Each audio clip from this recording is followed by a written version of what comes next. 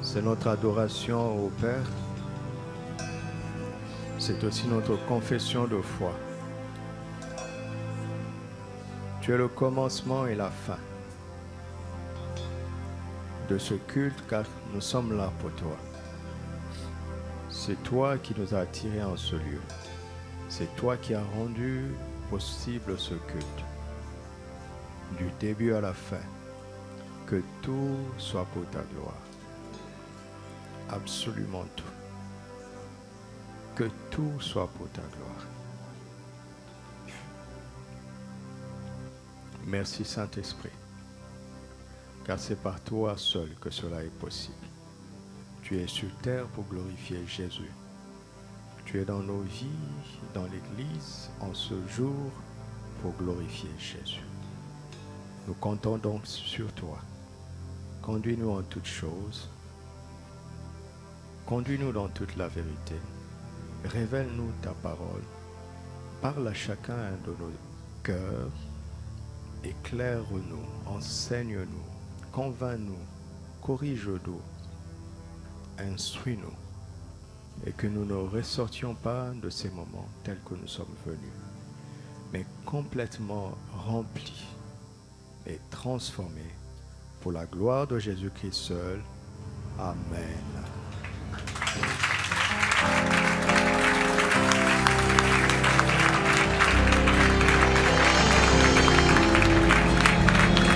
Gloire à Dieu.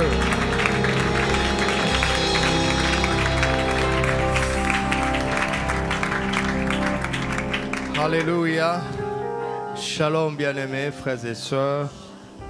Bienvenue en ce jour dominical, ce jour consacré à notre Seigneur qui est ressuscité, qui est vivant, qui est à la droite du Père et qui intercède pour nous chaque jour. Amen. Shalom, shalom. Est-ce que nous sommes contents d'être là?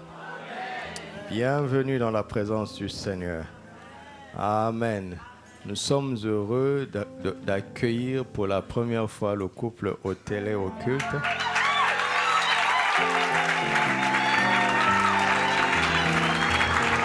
Gloire à Dieu.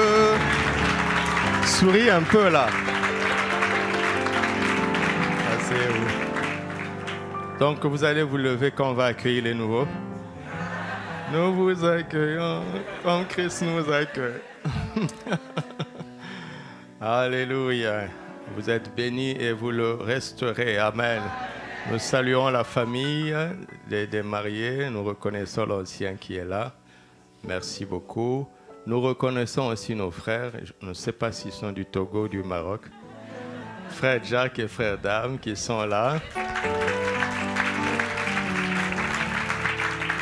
Toujours content de vous revoir. Amen. Je voudrais que nous donnions des acclamations pour notre maman spirituelle, maman Hortense Karambéré. En ce jour de fête des mères.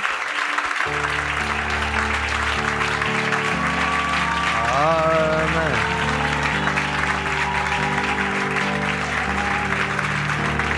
Restez debout. Restez debout, nous allons acclamer aussi ma mère biologique et la maman biologique de ma maman. Gloire à Dieu. Amen. Et toutes nos acclamations pour toutes nos mamans qui sont en ce lieu. Gloire à Dieu. Amen. Asseyez-vous dans la présence de Dieu. C'est comme ça l'église. Quelqu'un dit, mais il y a beaucoup de choses. Hein. Mais c'est ça l'église, c'est la vie. Nous sommes une famille. C'est la vie. L'église, c'est la vie. Amen. Nous ne sommes pas une religion, nous sommes un mouvement par le Saint-Esprit et la parole de Dieu. Le torrent de vie du mois sera un torrent de confession. On va bien l'expliquer à Méditons ensemble du samedi, mais je le présente, prenez-le, et c'est très important de proclamer la parole de Dieu. Mais ce n'est pas des récitations à faire. Chaque confession vient de la méditation de la parole de Dieu. Il y a des textes, vous les méditez, et puis vous suivez notre modèle de confession. Suivez-le, soyez obéissants, d'accord? Suivez-le, répétez ce qui est écrit là, mais cela n'aura pas de valeur si vous ne le faites pas par la foi. Or, pour que vous le fassiez par la foi, il faut méditer d'abord. Et ce sera 3 rendez-vous par jour. Amen. Ça va pratiquer seulement, vous allez voir. En ce mois de la vie de l'esprit, nous allons pratiquer l'esprit de la foi. J'ai cru, c'est pourquoi j'ai parlé. Si tu crois, tu ne parles pas, rien ne va se passer. Rien, absolument rien. Nos mariés sont là, sont témoins, ils se sont aimés, je ne sais pas pendant combien de temps. Mais ils ont dû parler pour être mariés. N'est-ce pas? Ils ont dû se dire oui devant l'autorité et se dire des vœux. Et c'est comme ça qu'ils sont entrés dans le mariage, par leur bouche. Leur bouche les a introduits dans la réalité du mariage. Tout s'établit par la parole. Dieu a tout créé par la parole. Et tu peux participer à sa création par ta parole. Ce qui veut créer dans ta vie passe par ta bouche, à condition qu'il y ait la foi dans ton cœur, parce que quand Dieu parle, il parle par la foi. Quand il regarde une montagne, il ne doute pas. Il dit, ôte-toi de là. Ayez la foi de Dieu. Chaque parole de Dieu est une parole de foi. Il y avait le chaos sur la terre au début. Il n'a pas hésité. Il ne s'est pas laissé impressionner par les ténèbres. Il a dit que la lumière soit. Il n'avait aucun doute en lui et la lumière fut. Amen. La vie et la mort sont au pouvoir de la langue. Si tu parles mal, tu auras une mauvaise vie. Si tu parles bien, tu auras une bonne vie. L'argent vient après. Tu comprends ça? L'argent veut faire croire qu'il est le maître. C'est maman. C'est une idole, un démon qui contrôle le capital. Et Dieu a dit, l'or est à moi, l'argent est à moi. Et il nous montre les secrets. Si tu parles la vie, tu auras la vie. Si tu parles la mort, tu en mangeras le fruit. Et ce ne sera pas le cas pour nous. Donc nous avons 3 confessions par jour durant le mois de juin. C'est une grâce, n'est-ce pas? Une grâce. Ta bouche va te propulser là où Dieu t'attend. À condition qu'il y ait la foi dans ton cœur, au nom de Jésus. Amen. Nous sommes en train d'évoluer et de réviser le glorieux séminaire que nous avons reçu, n'est-ce pas? Le séminaire de la Pentecôte, papa, c'est basé sur Deutéronome, chapitre 2, à partir du verset 24, où il a vu et il nous a révélé 7 verbes de conquête, 7, du chiffre 7. 7 verbes de conquête. Nous avons vu ensemble que le tout premier verbe était de se lever. Et là, Dieu parle à notre esprit. Il n'a pas dit « mettez-vous debout ». Ce n'est pas la même chose. D'accord? Tu peux être découragé, rempli de peur et être debout quand même. On le voit dans la parole de Dieu. À chaque fois qu'il y avait la guerre, les soldats étaient là, mais Dieu disait que celui qui a peur, qui rentre à la maison. Certains sont partis, oui ou non. Pourtant, ils étaient là, dans l'armée, revêtus. Mais il y avait la peur dans le cœur. Ne vous laissez pas impressionner par les paroles. Les gens parlent. Ouais, nous sommes des conquérants. Est-ce qu'il y a la foi dans le cœur? Devant Goliath, Saül était revêtu, oui ou non? La preuve, il a prêté son armure à David. Mais pendant 40 jours, ils n'ont rien fait. Ils étaient intimidés par Goliath. Quand Dieu dit « lève-toi », c'est à ton esprit qui parle. Alléluia. Il est donc en train de te dire « prends la décision, sois déterminé pour la conquête ». Et le deuxième verbe, c'était quoi? Partez. Il faut la direction. Tu ne peux pas me dire « pars », mais je veux dire « je vais où ?» N'est-ce pas? Il faut la direction. Donc, le premier verbe renvoie à la décision, le deuxième renvoie à la direction. Et le troisième verbe, il dit quoi? Passer. Il est question donc de franchir une étape. D'aller étape en étape. Toute conquête se fait de manière progressive, de manière méthodique, étape par étape. Quand les gens prient et disent « Seigneur, fais-moi entrer dans une autre dimension », il faut d'abord savoir dans laquelle tu te trouves. Parce que quand tu tournes en rond, tu avances.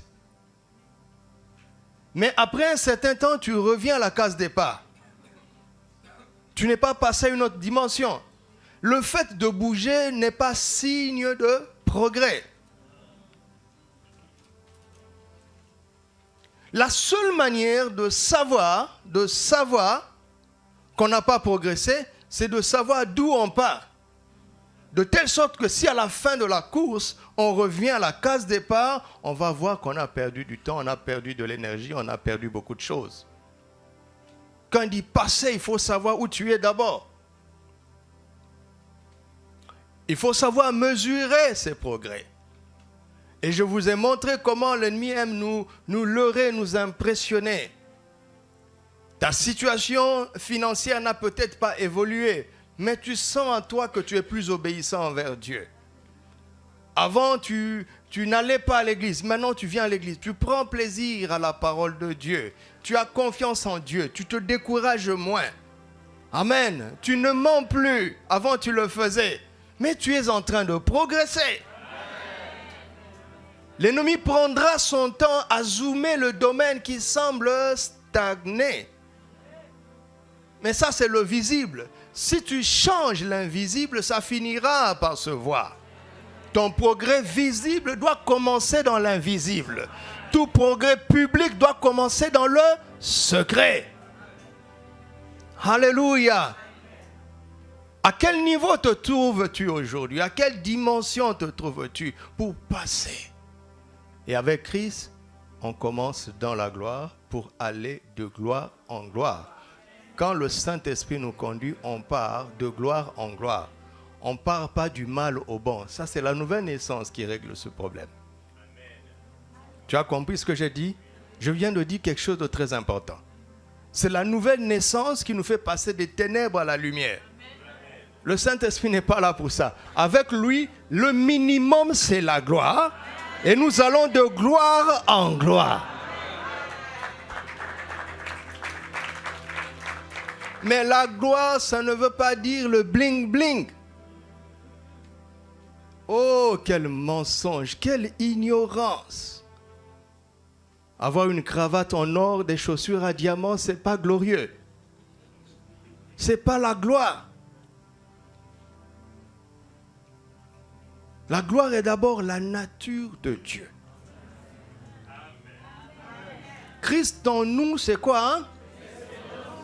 Donc la gloire est quelque chose d'intérieur. Christ en nous. Tu peux être en haillon. Tu n'as pas de vêtements. Si tu es né de nouveau, tu as reçu Christ, la gloire est là. Amen. La gloire, c'est le triomphe du péché. Car tous ont péché, sont privés de la gloire de Dieu. Tu peux être couvert d'or et de diamants. Si tu es vaincu par le péché, tu es dans l'eau propre. Tu n'es pas dans la gloire. La justice de Dieu donc, la sainteté de Dieu en nous, la sagesse de Dieu en nous, ce sont des marques de la gloire. Et tout ce dont tu auras besoin pour accomplir ta mission, Dieu va te le donner. Même si c'est des milliards et de milliards, il va te le donner. C'est rien ça. Est-ce que tu m'entends? Est-ce que quelqu'un peut dire Amen très fort? La gloire n'a pas de prix. La gloire ne se chiffre pas, elle ne s'estime pas. La gloire te donnera tout ce dont tu as besoin. Dieu envoie la pluie sur la terre et ça arrose cette plante. Est-ce que la plante a besoin de toute la pluie qui est tombée du ciel? La plante en a besoin? Non, c'est du gâchis. Il faut comprendre ce que Dieu attend de toi. Tu vas commencer à te rendre compte que tu ne manques de rien.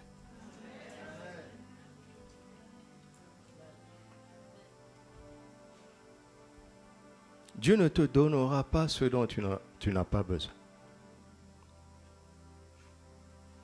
Ça s'appelle du gâchis, du gaspillage.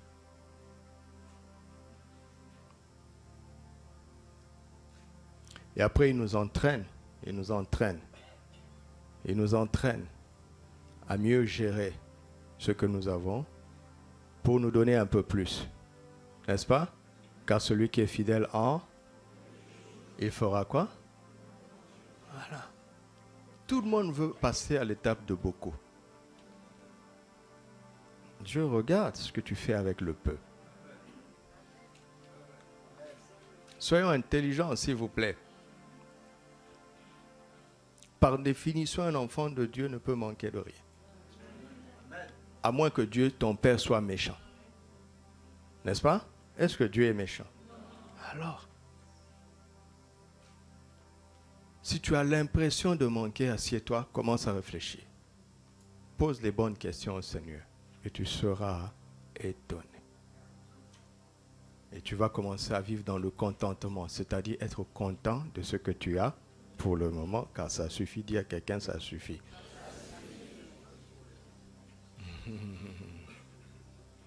Gloire à Dieu. Et le quatrième verbe, c'était le verbe voir. C'est là où se trouve l'intercession stratégique. Ce n'est pas l'intercession ordinaire, ce qu'on pratique à l'église. C'est là où on se tient dans la présence de Dieu jusqu'à voir ce que lui voit.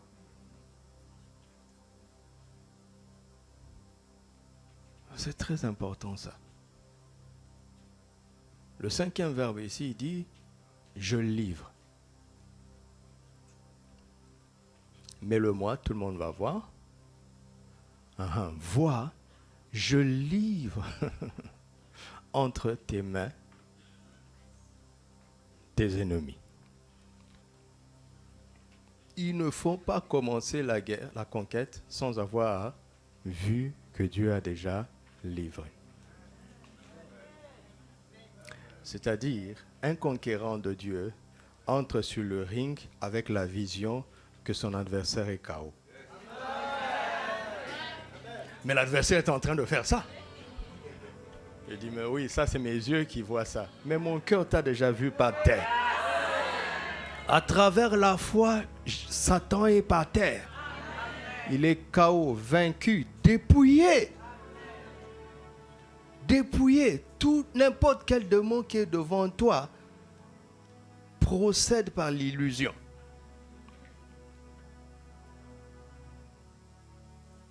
Regarde, si on a un match ou un combat, l'arbitre te déclare vainqueur, il n'y a plus de prochain round. C'est illégal. Le match est fini. Le combat est fini. N'est-ce pas? Ce que tu vis, c'est un round de plus. Un round illégal. Mais Satan a créé un système qui s'appelle le monde, qui ne croit pas au verdict de l'arbitre appelé le Saint-Esprit. Et il dit, passons au troisième tour. Non, dans les élections, il y a le premier tour et le deuxième tour. À l'issue du deuxième tour, il n'y en a plus de troisième. Mais le monde veut annuler le verdict de Dieu et créer un nouveau round.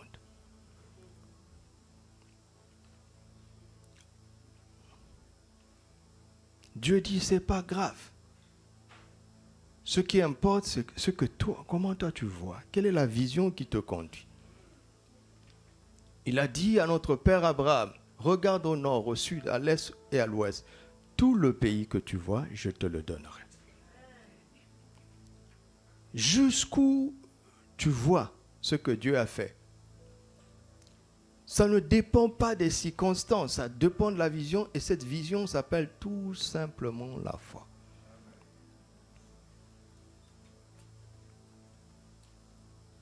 Si tu te vois comme un perdant, tu perdras. Si tu te vois comme un pauvre, tu manqueras.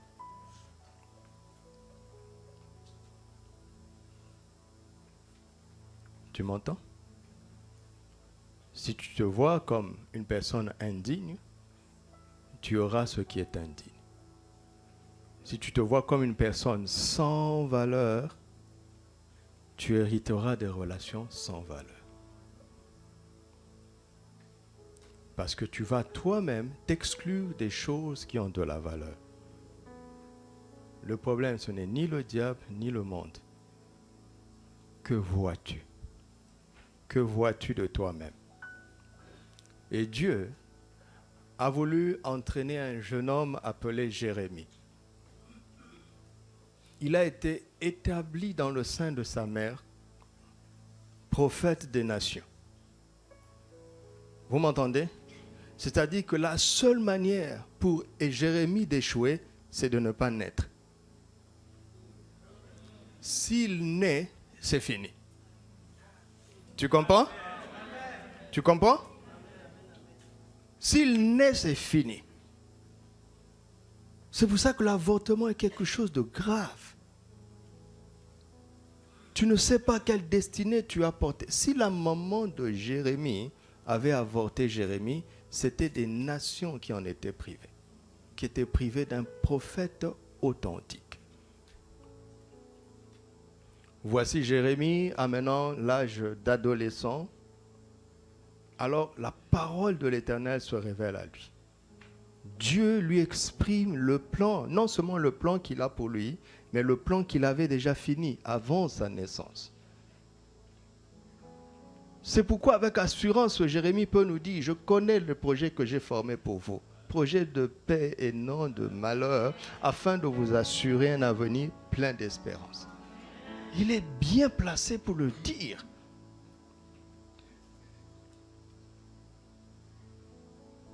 Dieu lui révèle le plan et dit, oh non, je ne suis qu'un enfant. Dieu commence par lui dire, ne parle pas comme ça. Ne dis pas que tu es un enfant. Mais tu iras et tu feras ce que j'ai prévu et tu triompheras. Ils te feront la guerre, mais ils ne te vaincront pas, car je serai avec toi. Après, Dieu va dire à Jérémie, que vois-tu? Et Jérémie dit, je vois une branche d'amandier. C'est un langage prophétique ici. N'oubliez pas que Dieu est en train de parler à son prophète. Ils sont en train de parler à la dimension prophétique. Si je te dis que vois-tu, ça dépend de toi quel point de vue sur lequel tu vas te fixer. Il y a plein de choses à voir ici. Alléluia. Il y a plein de choses à voir. Le monde est un spectacle. N'est-ce pas? Mais ce sur quoi tes yeux se fixent est l'information des choses qui abondent dans ton cœur. Si c'est la convoitise, dans le spectacle du monde, tes yeux vont être appâtés par tout ce qui brille. La convoitise des yeux, l'orgueil de la vie, entre autres. Un homme a dit un jour que les yeux des hommes, parmi les humains, regardent les femmes. Et les yeux des femmes, parmi les humains, regardent les hommes.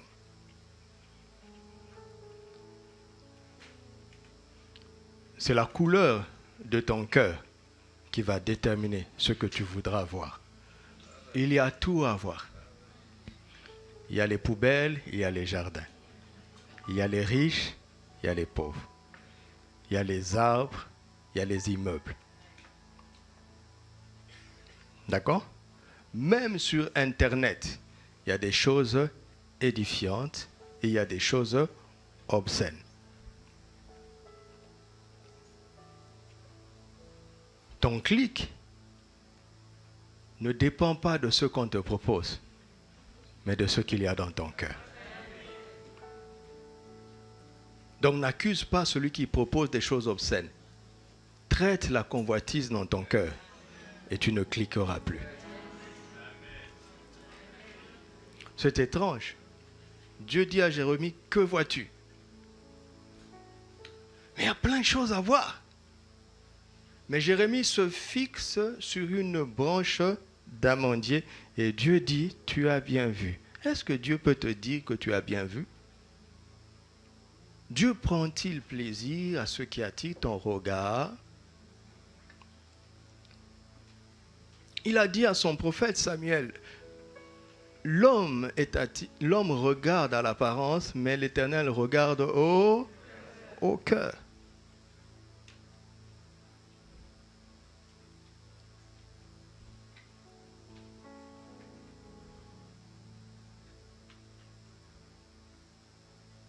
Si on demande à un mari, c'est quoi la beauté de ta femme?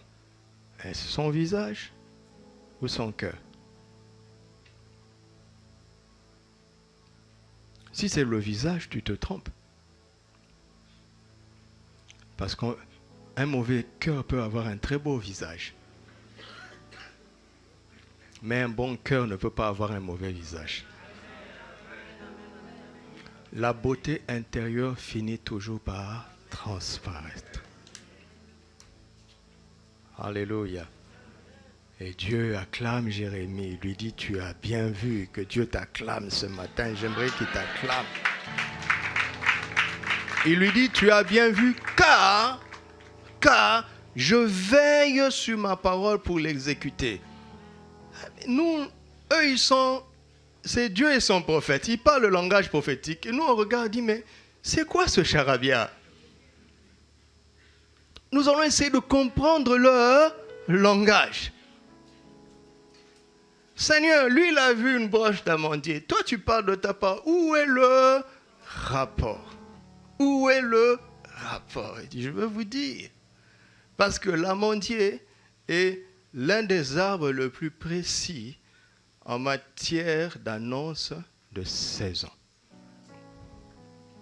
Quand le printemps, si vous voulez savoir que le printemps est arrivé, ne regardez pas, c'est quoi? C'est le 21 juin? Le 21 juin, c'est l'été, non? Le printemps, c'est quand? Le 21 mars. Est-ce que le printemps arrive toujours le 21 mars? Ça peut arriver 2 ou 3 jours avant, 2 ou 3 jours après. Ça veut dire que notre calendrier est insuffisant. Mais Dieu a mis dans la nature des horloges et des calendriers précis. Entre autres, c'est l'amandier.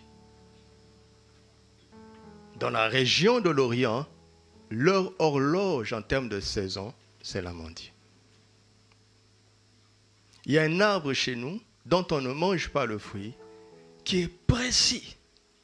Dans le pays d'où je viens, on appelle ça la saison sèche. Ce sont les 3 mois où il n'y a pas de pluie. Et il fait un peu frais. Il y a un arbre inutile, apparemment inutile, mais qui est tellement précis. Parce que quand la saison sèche arrive, cet arbre fait la mue. Toutes les feuilles tombent. Donc ce n'est pas une affaire du 15 mai. Regarde cet arbre-là. Vous comprenez? Alors pourquoi Dieu dit, il part de l'amandier pour dire, je vais sur ma parole parce que Dieu a dit, tant que la terre subsistera, les saisons ne passeront pas. Il est en train de dire, l'amandier vous dit que la saison nouvelle est arrivée. Pourquoi? Parce que Dieu avait parlé. Écologie ou pas, les saisons ne passeront pas. Parce que Dieu a parlé. Mais je ne prêche pas l'irresponsabilité écologique. D'accord? Je ne prêche pas ça. Non, non, non, non. L'homme est en train de détruire la nature. Et ce n'est pas bien. Ce n'est pas bien. Mais comme Dieu avait déjà parlé, Dieu trouvera une solution pour que l'irresponsabilité de l'homme n'annule pas sa parole. L'irresponsabilité de l'homme n'a pas autorité sur la parole. Et si l'homme n'écoute pas, Dieu va dégager les têtus. La preuve, les avions ont été immobilisés pendant plus d'une année, pendant la pandémie. Nos voitures ne servaient plus à rien. N'est-ce pas? La pollution a été résolue. Dieu a permis un problème afin que l'irresponsabilité de l'homme n'annule pas sa parole. Ceci pour nous amener à comprendre ceci. La vision que Dieu approuve, c'est celle qui vient de sa parole.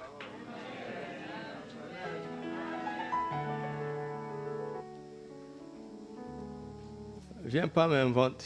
Si tu aimes une femme, tu vas rêver d'elle? Non?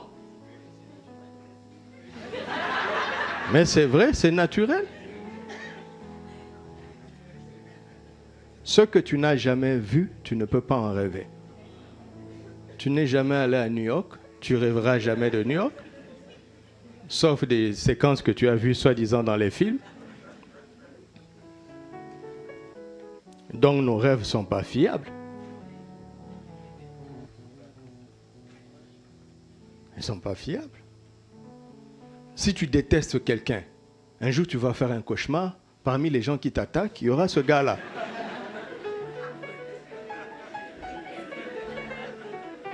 Et puis tu vas commencer à penser qu'il est sorcier. Non, c'est ta haine. C'est ta haine. Si tu as faim, tu rêveras que tu manges. Ce n'est pas la sorcellerie qu'on te donne. C'est répandu dans toute l'Afrique. Je sais. Vous imaginez la responsabilité de la première personne qui a dit ça. Vous voyez, la première personne qui a dit à l'église que si tu rêves de la nourriture, c'est qu'on t'a proposé la sorcellerie. C'est répandu maintenant. Vous imaginez sa responsabilité? C'est dans la Bible, trouve-moi dans Job. Quand tu as faim, tu rêveras que tu manges. C'est pour ça qu'on pense qu'il y a plus de sorcellerie en Afrique, parce qu'il y a plus de famine. Et les gens, comme ils n'arrivent pas à manger le jour, ils rêvent la nuit. Mais il y a plein de sorciers en Occident. Je vois des gens qui ne sont pas d'accord. Je m'en fous. M'en fous de toi, si tu n'es pas d'accord. Moi, je parle de la parole de Dieu. Tu veux dire quoi? Tu n'as jamais rêvé que tu manges. Donc, tu es un sorcier. Pourquoi ça marche les jours où tu n'es pas chez toi? On va te délivrer aujourd'hui.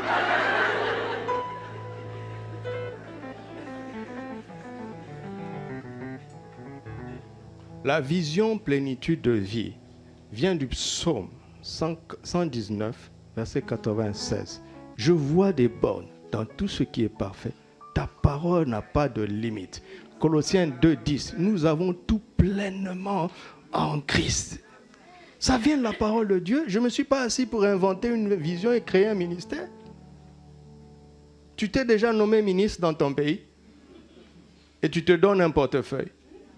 Et puis tu vas à l'aéroport, donnez-moi un passeport diplomatique. Ça ne marche pas comme ça. Il y a... Je préfère me taire.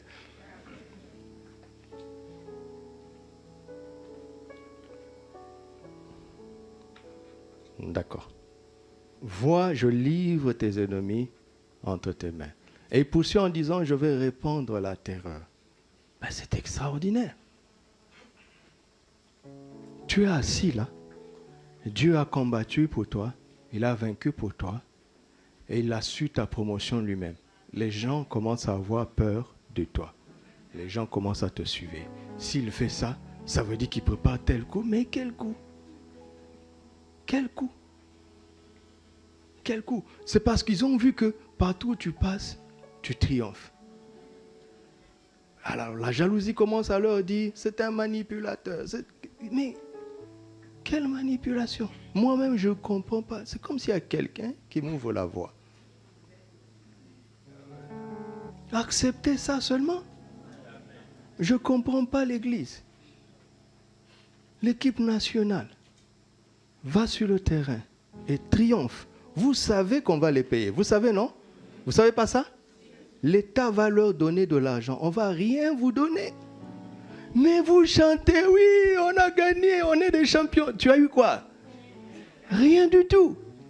Mais ils ont couru sous la bannière de la nation et vous êtes contents. Maintenant, un de nos frères, une de nos sœurs court sous la bannière de Christ. Il a accompli des exploits et nous, on est... c'est suspect. C'est notre conquérant comme ça.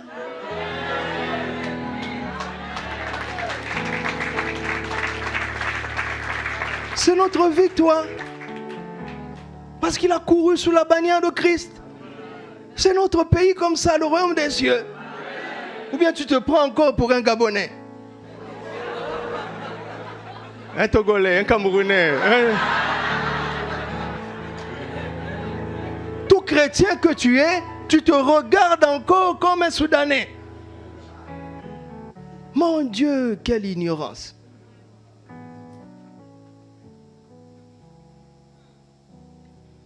C'est pour ça que j'ai du mal avec la Coupe d'Afrique. Comment est-ce que je veux être content? Parce que mon pays d'origine a battu ton pays. Ça nous montre les uns contre les autres, ces choses-là. Et si ton intelligence n'est pas renouvelée, tu vas importer ça dans le royaume. Moi, je suis de TPV. Lui, il est de telle église. Insanité. C'est une insanité. Vous m'entendez? C'est une insanité spirituelle. Les noms TPV sont des noms administratifs. Main droite, main gauche. Il faut qu'on donne des noms. Mais est-ce que ma main droite, c'est l'adversaire de ma main gauche? À moins que la personne soit un psychopathe. Il y a des psychopathes chrétiens.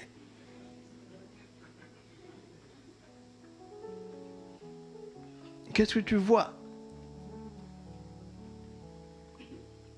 Quand tu commences à voir que Dieu a livré tes ennemis entre tes mains, eux, ils tremblent.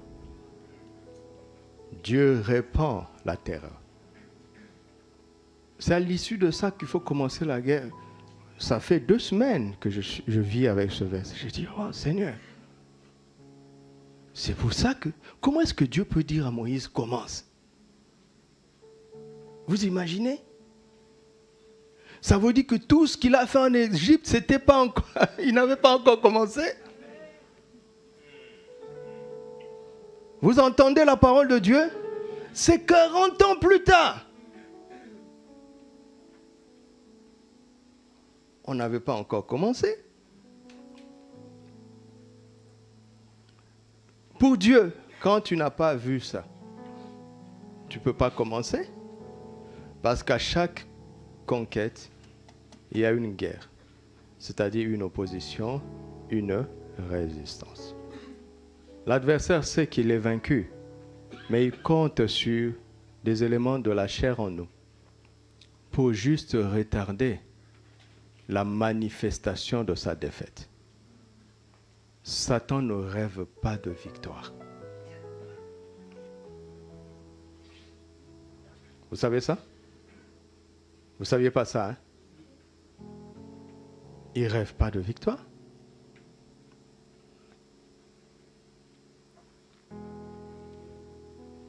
Tout ce qu'il veut, c'est retarder sa précipitation en enfer. Et ça, pour ça, il peut compter sur la chair de l'homme. Mais son sort est déjà scellé. C'est pour ça qu'il faut que tu oublies l'éventualité de la défaite dans ta vie. Si tu es en Christ, ce n'est plus une possibilité. Ne compte plus sur ça, ce n'est plus une option. Est-ce que tu comprends ce que je dis? Jésus regarde les fils du royaume et leur dit, ne dites pas que mangerons-nous demain. Rien que ça. C'est-à-dire que pour un fils de Dieu, ce n'est pas une option que de manquer à manger demain. Oh Seigneur, mais je n'ai rien. Je vous dis, à chaque jour suffira. Reste tranquille, tu vas voir demain. Il dit, mais Seigneur, je ne comprends pas. Il dit, regarde les oiseaux. Vous avez déjà vu une plantation où les oiseaux ont semé pour manger? Vous avez déjà vu ça? Mais il dit, ils sortent. C'est-à-dire, quand l'oiseau quitte son nid, il est sûr que tu auras laissé tomber une miche de pain. Tu auras travaillé pour lui. La mère d'oiseaux parle à ses oisillons et dit, les humains, ce sont nos serviteurs. Restez tranquille. Demain, ils vont laisser tomber des choses pour nous. Mais maman, on n'a pas de compte d'épargne, on n'a pas de compte en banque. Il dit, ne vous en faites pas, les humains travaillent pour nous. Il sort avec la certitude qu'il trouvera à manger. De quelle manière tu te lèves le matin et tu sors pour aller travailler? À la fin du mois, tu n'auras pas, parce que la conjoncture était bonne, tu auras parce que tu as la foi.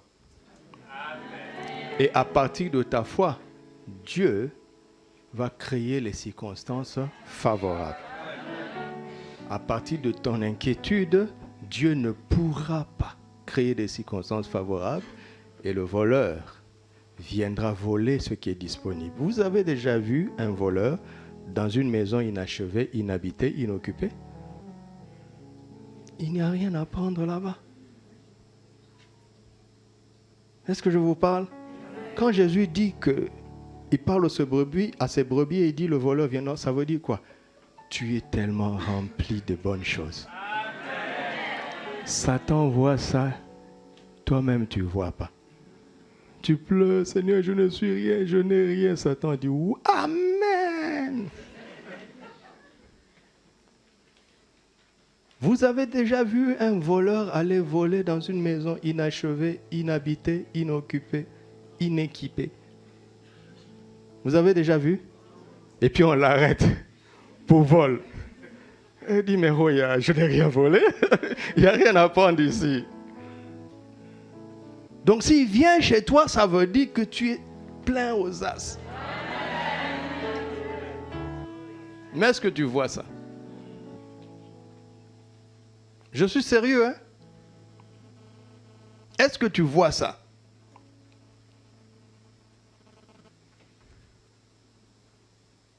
Alors, ce matin, je vais continuer dans ce que nous avons appris. Je vais parler de deux choses.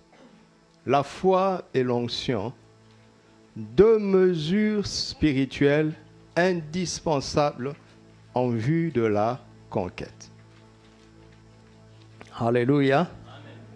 Permettez qu'on commence à compter le temps maintenant, à partir de maintenant. Hein, s'il vous plaît. C'est important pour nous. C'est important pour nous tous.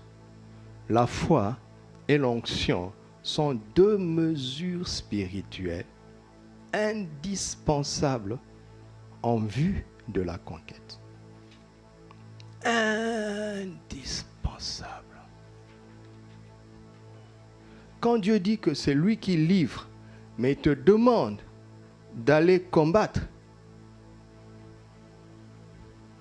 il veut que dans ta manière de conquérir et de faire la guerre, que l'on le voit lui en train d'agir.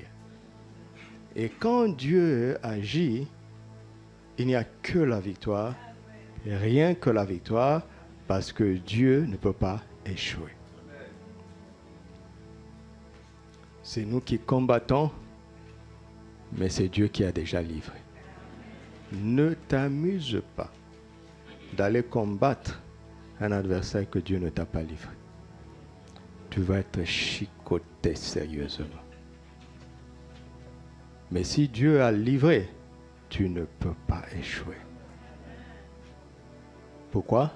Parce que deux choses vont agir dans ta vie pour manifester la victoire divine. Ces deux choses s'appellent la foi et l'onction. Deux choses avec lesquelles Jésus-Christ, le grand conquérant, a réussi sur la terre.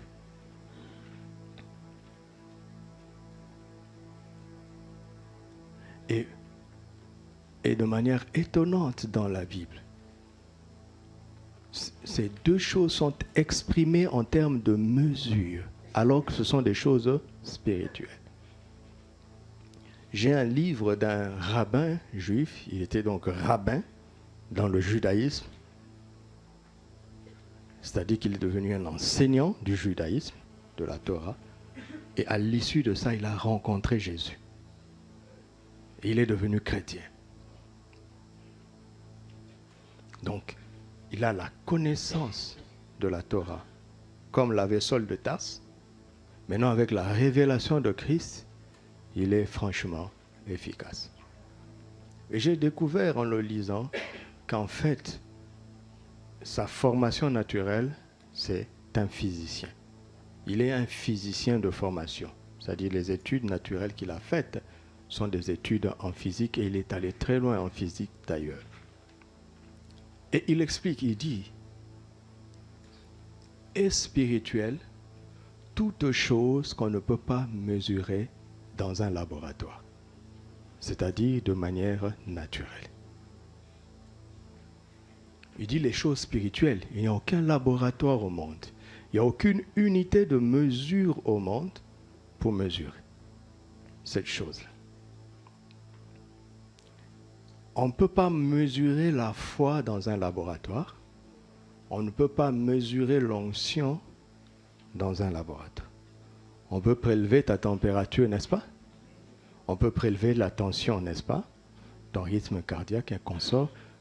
Or, le naturel vient toujours du spirituel. Les deux sont toujours parallèles. Dieu a des moyens de mesurer aussi les choses spirituelles. Vous me suivez? Vous me suivez? Lisons Jean chapitre 3, verset 34. C'est le Seigneur qui parle. Il dit, car celui que Dieu a envoyé dit les paroles de Dieu, parce que Dieu ne lui donne pas l'esprit avec mesure. Lisez ça, lisez.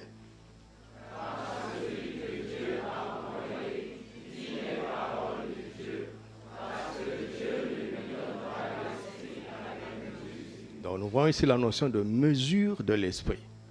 Mais étrange. Comment est-ce qu'on peut mesurer ça? Romains 12, verset 3. Romains 12, verset 3. Par la grâce qui m'a été donnée, je dis à chacun de vous de n'avoir pas de lui-même une trop haute opinion, mais de revêtir des sentiments modestes selon quoi? La mesure de la foi que Dieu a départie à chacun. Lisez.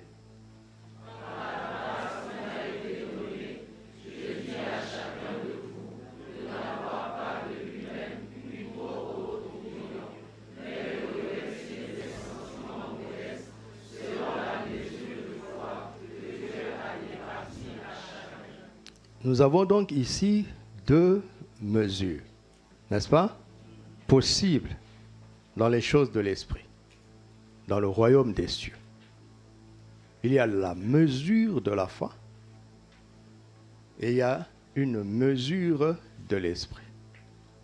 Commençons par la mesure de la foi que nous savons parce que nous en avons beaucoup parlé. Dieu a donné à chacun de ses enfants pas une mesure de la foi, mais quoi? La mesure de la foi. Cela veut dire que la mesure de la foi que tu as, c'est la même qu'il a. C'est la même qu'elle l'a. C'est la même qu'il l'a. C'est la même qu'elle l'a. C'est la même qu'il l'a. C'est la même qu'elle l'a. C'est la même que j'ai. Il nous a tous donné la même mesure. C'est la même mesure que Paul avait, que Pierre avait, que Jean avait. C'est la même mesure que Papa Karambiri a. C'est la même mesure que les pasteurs ont. C'est la même mesure que les Bobby ont. C'est la même mesure que les chrétiens d'aujourd'hui ont. C'est la même mesure que les chrétiens de demain auront. Nous avons tous la même mesure de foi.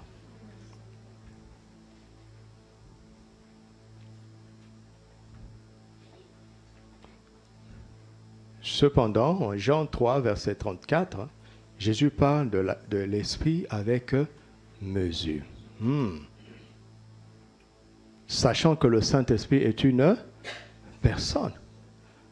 Est-ce qu'on peut te donner une mesure de moi? Où la personne est là, ou elle n'est pas là. N'est-ce pas? N'est-ce pas? Ah oui. Plus de toi, Seigneur, plus de toi. C'est beau, mais c'est faux. Dieu dit, mais je suis là. Comment est-ce que je peux être plus en toi?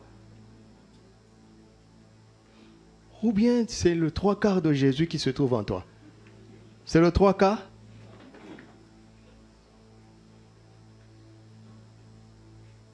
Où le frère est là? Vous voyez? Il vient du Togo. N'est-ce pas? La semaine passée, ils n'étaient pas là. Parce qu'ils étaient entièrement au Togo. Maintenant, ils sont entièrement ici, ils ne sont plus là-bas. Sinon, c'est suspect. Dites-nous la vérité. Si vous avez rêvé que vous avez mangé.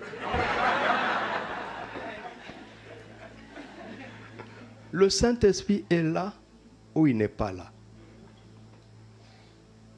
Le problème, c'est que le langage spirituel et le grec dans lequel la parole de Dieu a été écrite, et l'araméen et l'hébreu sont très riches pour transmettre fidèlement en français, dans nos langues qui sont moins riches. Alors nous allons essayer de comprendre, d'accord? D'accord? Qu'est-ce que Jésus essaie de dire ici? Qu'est-ce qu'il essaie de dire? Par exemple, Acte 10, 38, regardons. Acte 10, 38, vous saviez combien Dieu a oint du Saint-Esprit et de force. Amen. Donc il y a la présence de l'Esprit, n'est-ce pas? Et sa force. Jésus était oint grâce à la présence de l'Esprit. C'est ce qu'on appelle l'onction intérieure. 1 Jean 2, 20, il dit, l'onction que vous avez reçue demeure en vous et vous n'avez pas besoin qu'on vous enseigne. Pourquoi? Parce que le Saint-Esprit vous enseignera toutes choses. S'il demeure en moi, il est l'enseignant par excellence. Pendant que je suis en train de vous parler, si je dis quelque chose qui n'est pas vrai, vous avez le témoignage intérieur. Parce que l'enseignant par excellence est en vous. Si je dis quelque chose de vrai, vous avez un témoignage intérieur. Ça, c'est l'onction intérieure qui est liée à la présence du Saint-Esprit. Et donc, il n'est jamais là à moitié ou en termes de pourcentage. Il est présent à 100%. Toute sa personne est en nous. Mais sa force, ça, c'est une onction extérieure. Et c'est différent. Et c'est de cela dont Jésus est en train de parler. Il dit que lui, il a reçu l'Esprit sans mesure. C'est-à-dire que et la personne et la puissance, il avait 100%. Et nous allons comprendre pourquoi. Nous allons comprendre pourquoi. Regardez, Acte 1:8, il dit, vous recevrez quoi? Une puissance. Quand le Saint-Esprit viendra en vous, c'est ça qu'il dit? C'est ça qu'il dit? Non, il dit le Saint-Esprit faisant quoi? Survenant sur vous. Parce qu'il était déjà en vous. Parce qu'en Jean 20, il a dit, il a soufflé sur eux, il a dit quoi? recevez la puissance. Non, il n'a pas dit, quand il a soufflé, il n'a pas dit recevez la puissance du Saint-Esprit. Recevez la personne. Donc le Saint-Esprit est venu, il est entré en eux. Quand ils sont allés dans la chambre haute pour prier, le Saint-Esprit était déjà en eux. Et ils furent remplis du Saint-Esprit et ils se mirent à parler en d'autres langues selon que l'Esprit qui était déjà en eux leur donnait de s'exprimer. Et quand ils ont obéi et qu'ils ont dit les paroles de Dieu, alors l'onction a débordé de leur vie. Celui que Dieu a envoyé dit les paroles de Dieu. Parce que Dieu ne lui donne pas l'esprit avec mesure. L'obéissance, quand tu obéis et que tu dis ce que l'esprit te donne de dire, son onction survient. Sa puissance survient sur toi et tu commences à manifester ce que nous appelons aujourd'hui l'onction, qui n'est rien d'autre que l'onction extérieure. Elle vient du Saint-Esprit qui est déjà en toi. Et elle est déclenchée par ton obéissance à dire ce qu'il te dit de dire. Si tu es devant une montagne et que l'Esprit te dit, dis à la montagne, ôte-toi de là, jette-toi dans la mer, toute ton intelligence, toute ta culture, toute la science, toute l'humanité va dire, mais c'est fou. La montagne ne se déplace pas. Et là, tu es coincé entre les paroles de l'Esprit à l'intérieur de toi et les paroles du monde qui t'envahissent. Celui à qui tu choisis d'obéir te donnera son onction. Si c'est l'onction du monde, elle est faible. Elle se soumet aux montagnes. Si c'est l'onction de l'Esprit, elle regarde la montagne en face et elle dit « Dégage !» Et la montagne obéit. C'est pour ça que quand tu commences à parler l'évangile, on te dit, au 21e siècle, tu crois encore ces choses? C'est l'intimidation, tu ne savais pas. On te dit, mais comment un homme aussi intelligent, une femme aussi intelligente que toi, peut croire que Dieu a engrossé une femme? C'est de l'intimidation. Si tu te tais, tu attristes l'esprit. Et l'onction s'arrête. Si tu continues, pas en raisonnant, mais en t'appuyant sur l'évangile, la personne commence à pleurer. Elle est convaincue de péché. Ce n'est pas toi qui l'as fait. C'est le Saint-Esprit à travers l'onction dans ta vie.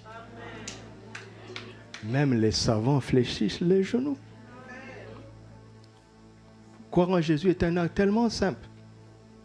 Nous pensons que c'est à force d'explication. Arrête ça. Dis l'évangile. Dis l'évangile. L'homme intérieur a la capacité d'entendre. Ce n'est pas par une démonstration de sagesse et d'intelligence, mais c'est par une démonstration d'esprit et de puissance. Mais l'esprit travaille avec la parole. Alléluia. Tu seras étonné de dire, oh déjà, tu crois déjà? Ah, c'était toi l'incrédule alors dans cette affaire. Dis l'évangile. Dis l'évangile. Tu m'entends? Dans le témoignage, dis l'évangile. Ça fait plus de 30 ans que je sers l'évangile. Écoutez, j'ai reçu beaucoup de gens ici dans ce bureau qui sont venus ici donner leur vie à Jésus grâce à toi. Tu ne sais pas? Tu as parlé, il a boudé. Et il t'a même confondu parce qu'il est beaucoup plus éloquent. Mais quand il est parti, il a perdu la paix. Le Saint-Esprit a commencé à appuyer. Parce que tu as été un témoin fidèle, simplement. Jésus ne nous a pas dit d'aller convertir les nations. Il nous a dit d'aller témoigner. C'est lui qui convertit. Jésus ne nous a pas envoyé convaincre, c'est le Saint-Esprit qui convainc de péché. Qui est qualifié pour convaincre l'autre de péché? Nous-mêmes, on a péché. Moi, on n'est pas qualifié. Mais on est des témoins. On a cru, il nous a transformés. Voici ma vie. J'ai cru et il m'a changé. C'est tout ce que j'ai à te dire. Si on retrouvait cette simplicité, on sera plus efficace. Je vous assure. Alléluia. J'ai prêché à un endroit. J'ai parlé pendant 30 minutes parce que j'étais mal à l'aise. Il y a eu trop d'agitation. Je ne comprenais même pas où il voulait aller dans cette réunion. Je ne comprenais pas. Et ça a pris trop de temps. Et quand le pasteur me donne la parole, il dit, je lui ai dit, j'ai combien de temps? Il a dit, oh, laisse l'esprit te conduire. Du genre, tu vois, vous avez déjà bousillé 3 heures. Et ce n'est pas le matin, hein, c'est un culte du soir. Alors j'ai prié en langue, j'ai dit, Seigneur, conduis-moi. Ils ne savent pas. J'avais ouvert mes notes, mais ils ne savent pas. Jusqu'aujourd'hui, ils ne savent pas que je n'ai pas prêché ce que j'avais écrit. Il me dit, je parle. Ouais, c'est comme maintenant. Je parle. Il me donne, je parle. 30 minutes chrono. Je leur ai rendu le micro. Et dans leur service de protocole, le protocole prend le pasteur, il l'emmène dans une pièce, et puis on me servait. Je n'entends ni chant, j'entends rien, aucun bruit. Je me dis, mais qu'est-ce qui se passe? Je me suis dit, j'ai tellement foiré la prédication qu'ils se sont dit juste au revoir et ils sont partis. 20 minutes. 25 minutes. Personne ne vient. Non, je me rends compte que la réunion n'est pas finie. Mais j'entends aucun bruit. Je dis, mais ils font quoi alors? Ils font quoi?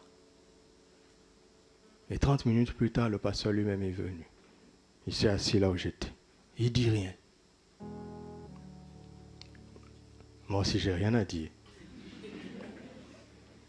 Puis 5 minutes qui ont été longues, il a ouvert la bouche et dit, vraiment, pasteur, le Seigneur m'a parlé. Tout ce que tu as dit là, c'était moi-même. Et quand il a voulu se confier, les gens du protocole sont entrés. Et il s'est levé. Alors c'est quand je sors pour rentrer là où je logeais, que ceux qui vont me conduire vont me parler. Ils me disent, pasteur, nous n'avons jamais vu ça. Tu n'as pas crié. Tu n'as pas lu un verset qu'on ne connaît pas. Tu n'as pas dit quelque chose qu'on n'a jamais entendu. Mais nous étions scotchés sur nos chaises. Quand j'ai rendu le micro, le pasteur s'est levé et dit, sincèrement, je ne sais pas quoi vous dire. Tenons-nous seulement dans la présence de Dieu. Et puis 10 minutes après, il dit, bon, on va clôturer. Il a fait la prière de clôture. Il a dit au revoir. Personne ne se lève. On donne un chant. Personne ne chante. Le Saint-Esprit les a scotchés sur la chaise. C'est ça l'onction. Ce n'est pas les agitations de jeter les gens par terre. Si je commence à imposer les mains ici, beaucoup vont tomber. Que tu le veux ou pas, si je viens à toi, surtout si tu doutes. Ne riez pas. Si tu doutes, je viens à toi, tu ne resteras pas debout. Mais ce n'est pas ça le but. Tu m'entends? L'onction, c'est l'émanation de l'esprit à travers un homme, une femme.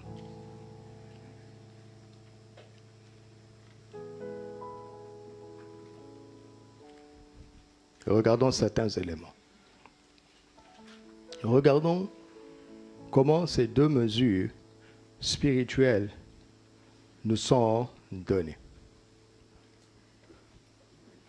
La foi est la mesure commune que Dieu donne à tous ceux qui acceptent sa parole. Notez ça.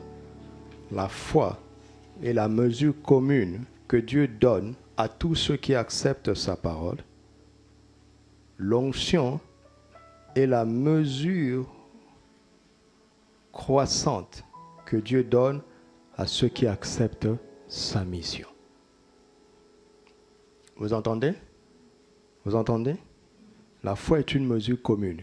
Quand tu acceptes la parole de Dieu, Dieu te transmet la même mesure de foi que tous ceux qui ont accepté sa parole.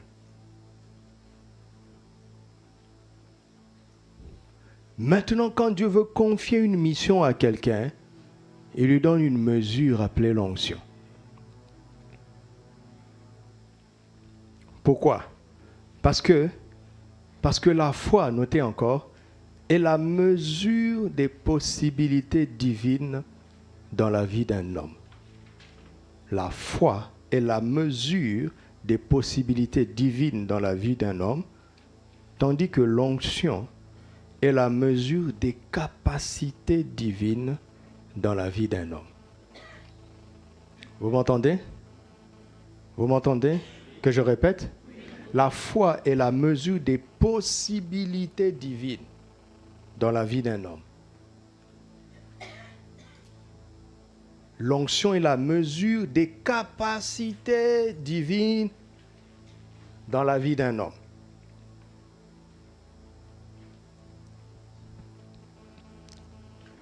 La foi t'introduit dans le monde du possible. D'accord? L'onction t'introduit dans le monde du capable. Du capable, des capacités. Lisons des textes. Parce que Dieu nous a donné ces deux choses. Et il est important pour le diable que nous ne les comprenions pas. Voyez? Parce que quand un enfant de Dieu ne comprend pas vraiment ce qu'est la foi et ce qu'est l'onction, il sera inefficace sur le terrain. Il sera inefficace dans sa vie, il sera inefficace dans sa mission. Si tu ne comprends pas la foi, tu seras inefficace dans ta vie. Dieu a commencé à me prendre en charge. Quand je dis me prendre en charge, dans tous les sens du terme, quand j'ai découvert qu'il a dit « le juste vivra par la foi ».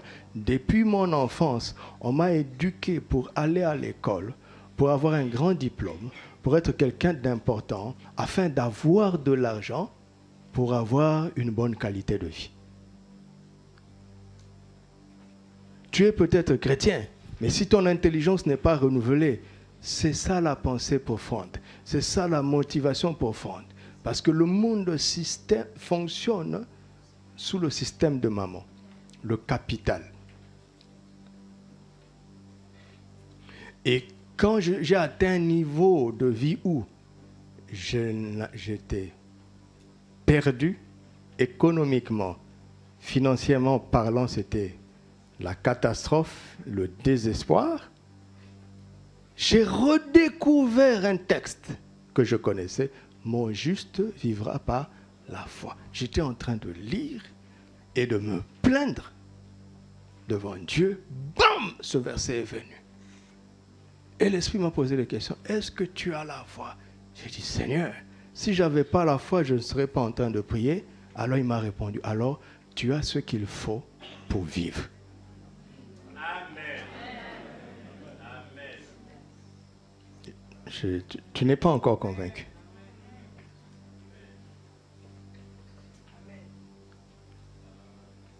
C'est là où j'ai recommencé ma vie chrétienne.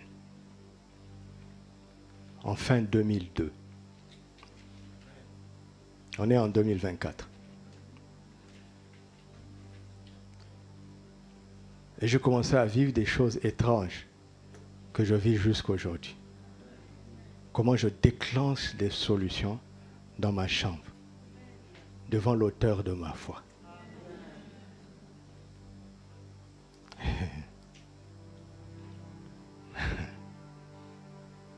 Donc si tu ne comprends pas la foi, tu ne vas pas vivre la qualité de vie que Dieu a prévue pour toi. Et si tu ne comprends pas l'onction, tu ne réussiras pas ta mission. Par exemple, si l'onction c'est faire tomber les gens, alors l'onction c'est pour les prédicateurs. Et si tu n'es pas prédicateur, tu n'es pas concerné par l'onction. Mais c'est absolument faux. À moins que Dieu n'ait aucune mission pour toi. Dieu n'a aucune mission pour toi? Hein? Si? Tu ne peux pas remplir une mission divine sans l'onction. Cette ignorance-là va t'exclure de l'onction.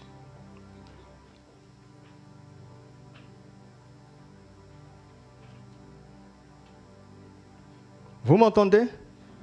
Vous m'entendez? Jésus a laissé combien d'apôtres? 11, n'est-ce pas? Combien ont écrit les épîtres? Ils n'ont pas reçu l'onction pour ça. Ils n'ont pas tous reçu l'onction pour écrire. Mais ils étaient tous apôtres. Pas vrai? Bethsaléel, en Exode 31, il a reçu l'onction pour réaliser des choses. Surnaturellement parlant. Noé a construit un grand bateau. Surnaturellement parlant.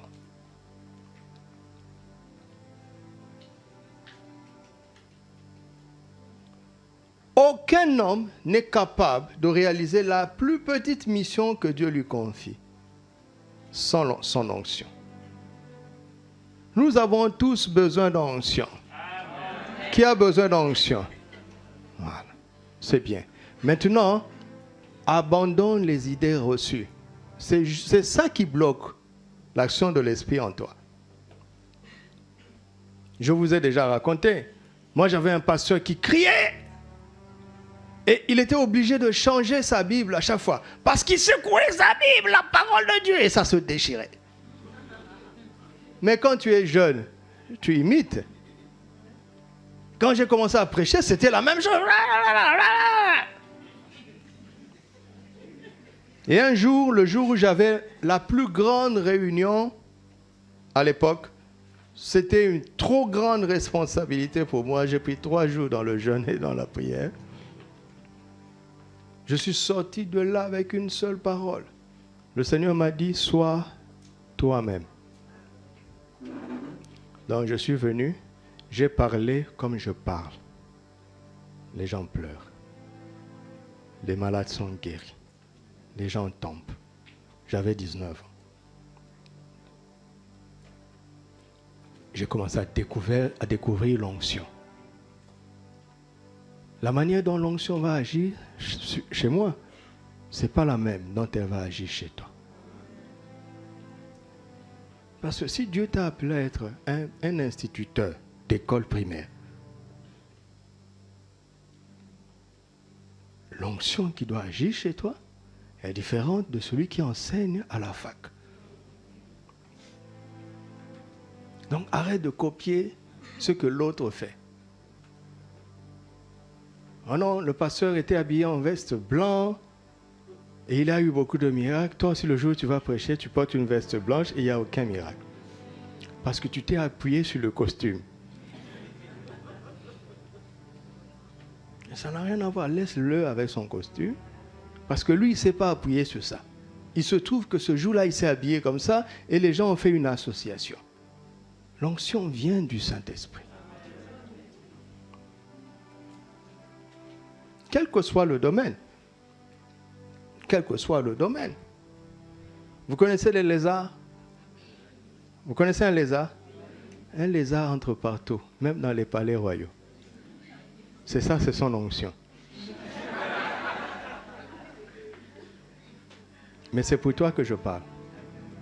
C'est pour toi que je parle. Regarde. Il y a plusieurs manières d'entrer dans un palais.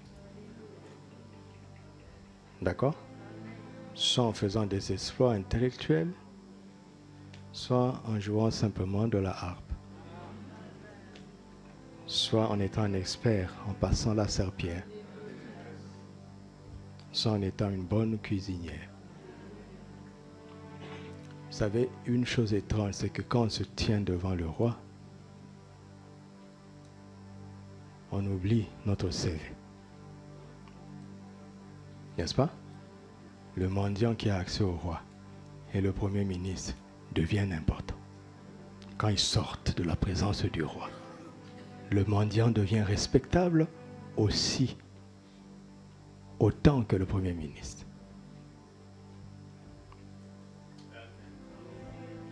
L'onction va te donner la capacité de faire des choses extraordinaires. Pourquoi? Parce que papa a dit que l'onction, c'est la mesure de la puissance du Saint-Esprit agissant dans un homme pour accomplir ce dont cet homme est incapable naturellement. Naturellement. Avec l'onction du Saint-Esprit, c'est Dieu qui t'a confié une mission, qui vient l'exécuter en toi et au travers de toi. Quelle est la mission? Quelle est la mission que Dieu a pour toi? Pour certains, ce sera simplement d'impacter leurs enfants par leur éducation, par leur affection, leur amour. C'est une dame qu'on appelle une ménagère, mais qui a une onction telle qu'elle va stabiliser les enfants dans leur contact avec Christ. Et beaucoup plus tard, ces enfants vont devenir des grands hommes de Dieu. Mais au ciel, c'est elle qui aura une plus grande couronne.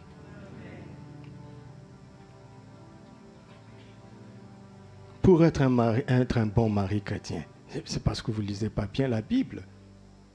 Soyez remplis du Saint-Esprit. C'est Éphésiens 5, 18. Continuez la lecture. Continuez la lecture. Femme, sois soumise. Marie aime Christ comme l'Église. C'est impossible. C'est impossible. Japheth est un bon garçon, mais sa femme va découvrir les défauts que nous tous, nous ignorons. Vous entendez? C'est obligé. Donc, elle aura des tensions. Est-ce qu'il est encore digne de ma soumission? Oui. Donc il faut être rempli de l'esprit pour être une bonne épouse. Il faut être rempli de l'esprit pour être un bon mari. Chapitre 6, verset 1. Il faut être rempli de l'esprit pour être un bon parent. Tu penses que les enfants vont toujours t'obéir? Quand ils commencent à grandir, ils veulent s'affirmer. Mais c'est tellement énervant. Le petit là, le bébé dont j'ai changé la couche, il me regarde en face, il dit non. Mais...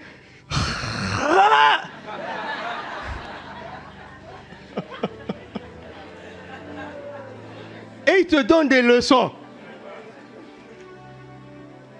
Mais on n'a pas de choix. Je dis, oh Seigneur, aide-moi. Il dit, c'est pour ça que je t'ai donné l'esprit.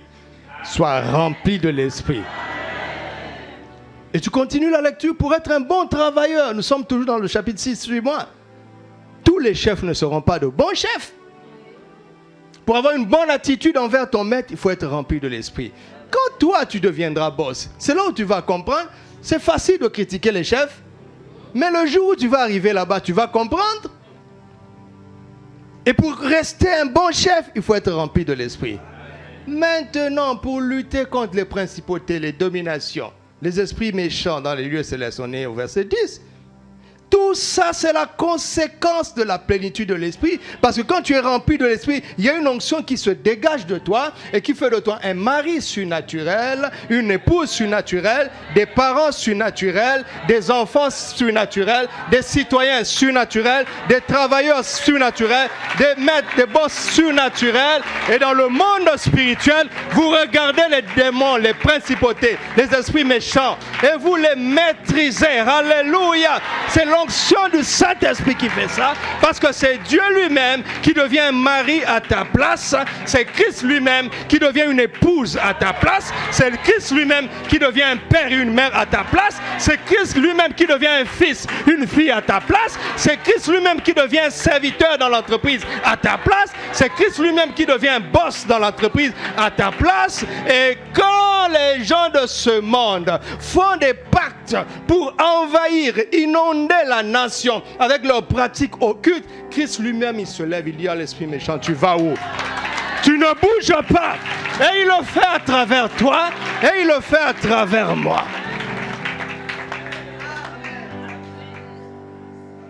Vous ne voyez pas ces pasteurs qui font tomber les gens et qui divorcent? On n'est pas dans le même monde? Comment un tel homme que tout le monde admire, sa femme va le laisser tomber? Mais elle est en train de nous parler silencieusement.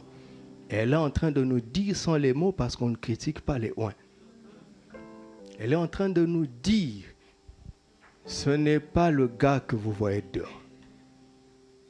Moi, je dors sur le même lit que lui. C'est ça l'onction?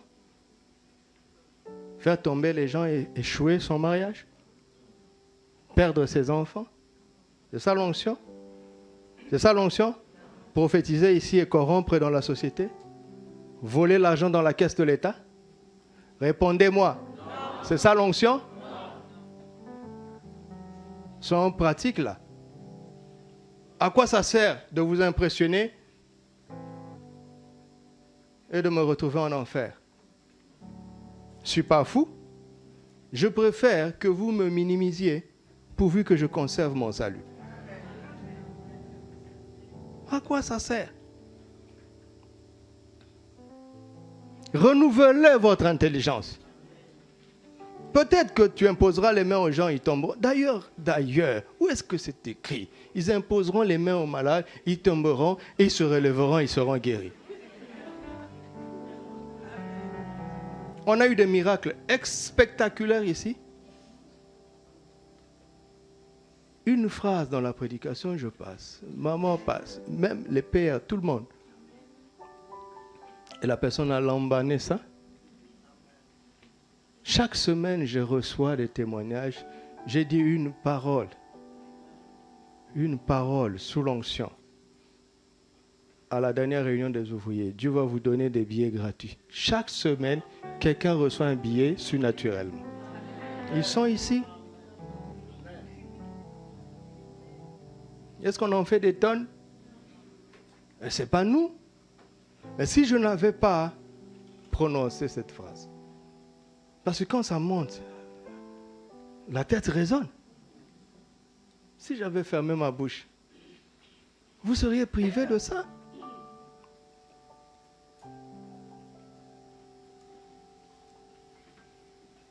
Vous comprenez ça?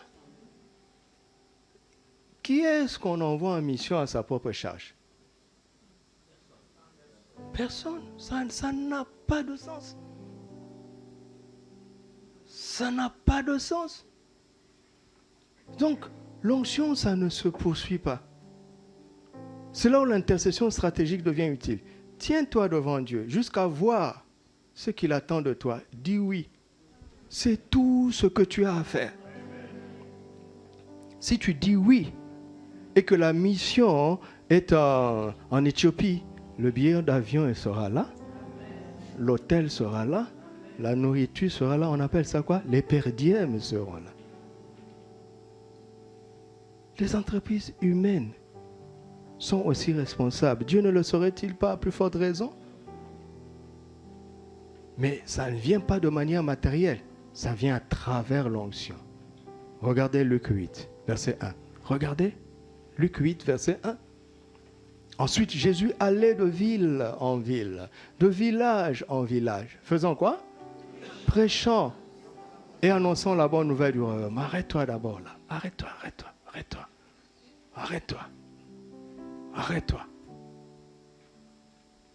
C'est ce qu'il doit faire, n'est-ce pas?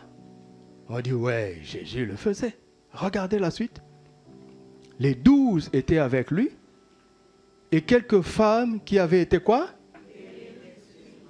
Et de Marie, dite de Magdala, de laquelle était sortie, continuons, Jeanne, femme de Chuza, intendante d'Hérode, Suzanne et plusieurs autres qui faisaient quoi? Ça coûtait quelque chose d'aller de ville en ville, de village en village. L'argent n'est pas tombé du ciel.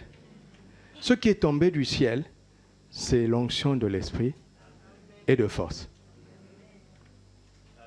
Jésus en est conscient. Dès qu'il a dit l'Esprit du Seigneur est sur moi, il a commencé à avancer. Et l'onction a produit ce dont il avait besoin naturellement. Les gens ont répondu parce que les gens ont compris leur mission. N'est-ce pas? Regardez. La mission des apôtres, c'était quoi? De l'assister. Suis-moi. D'être avec lui. C'était leur mission. Et quand ils ont dit oui à leur niveau, ils ont reçu l'onction pour ça. Alléluia. La mission des autres, reste dans Luc 8. La mission des autres, c'était de l'assister par leur bien.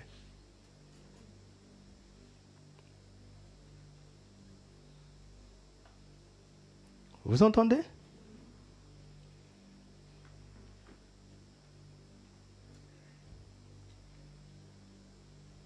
Si tu dis oui, Dieu te donnera l'onction pour ça. Et l'onction va manifester les moyens naturels dont tu as besoin pour cette mission.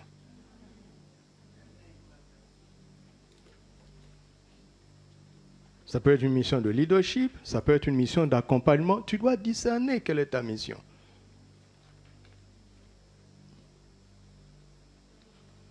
Si tu veux que la grâce de Dieu continue à se manifester dans ta vie, il faut comprendre pourquoi il t'accorde ces grâces-là. Et servir le but pour lequel il t'accorde ces grâces. Et en servant ce but, l'onction va grandir. L'onction est pour tout le monde. C'est ce que je me poumonne de vous faire comprendre. L'Église a été induite à l'erreur. Et ça fait quoi? Le peuple s'est exclu de l'onction. C'est pour ça qu'il y a beaucoup de défaites. Tu avais compris que tu avais besoin d'être rempli de l'esprit pour réussir ton mariage, pour réussir ta vie familiale. Qui peut être heureux ici en faisant des exploits dehors et en ne s'entendant pas avec sa femme? Qui peut être épanoui comme ça en ne réussissant pas à bien éduquer ses enfants? Qui va être heureux? Mais Dieu nous dit c'est surnaturel. Le monde est pollué. On a besoin de la capacité de Dieu pour triompher. Pour ne pas se laisser dominer, mais plutôt pour dominer. Alléluia.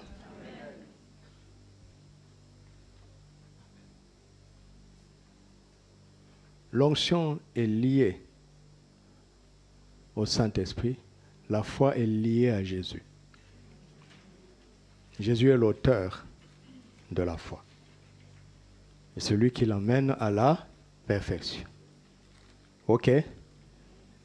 OK? Je veux terminer. Je vais donner une dernière pensée pour conclure. Pourquoi est-ce qu'on parle de mesure? Parce que la notion de mesure implique que ça doit grandir. N'est-ce pas? Il y a une mesure inférieure et il y a une mesure supérieure. OK? OK? Cependant, si Dieu nous a donné à tous la même mesure de foi, Dieu n'attend pas que la foi grandisse. Quelle est la preuve? Dans Luc 17, ils ont dit, Seigneur, augmente-nous la foi. Quelle a été la réponse du Seigneur? Si vous avez une foi dans sa plus petite mesure, cela suffit. Donc Jésus est en train de dire, la mesure de la foi n'a pas besoin d'être augmentée. Mais je vais terminer par là. Mais il y a quelque chose, il y a une intelligence spirituelle dans cette affaire. Et je vais terminer par là, mais je viens maintenant dans l'onction. Jésus nous dit que lui n'a pas reçu l'Esprit avec mesure, donc vous avez compris, c'est l'onction sans mesure, puisque le Saint-Esprit vient en personne, n'est-ce pas? On est d'accord maintenant? On est d'accord? Jésus explique pourquoi. C'est parce qu'il dit les paroles de celui qui l'a envoyé. Toi, tu es un envoyé. Si je t'envoie, je dis, va dire tant. Tu vas là-bas, tu ne dis pas ça. Prochainement, c'est toi que je vais envoyer? Non. Non. Or, Jésus dit, Jean 6, verset 28, je suis descendu non pour faire ma volonté, mais pour faire la volonté de celui qui m'a envoyé. 38. Je suis descendu du ciel non pour faire ma volonté, mais la volonté de celui qui m'a envoyé. Jean 8, 29. Jésus dit, celui qui m'a envoyé est avec moi. Il ne m'a pas laissé seul. Pourquoi? Parce que je fais pas la plupart du temps, toujours. Donc son obéissance était 100%. C'est pour ça qu'il a eu l'onction 100%. Nous avons le Saint-Esprit à 100%. Mais est-ce que nous obéissons à 100%? Donc Dieu nous teste sur le terrain de l'obéissance pour augmenter la mesure de l'onction.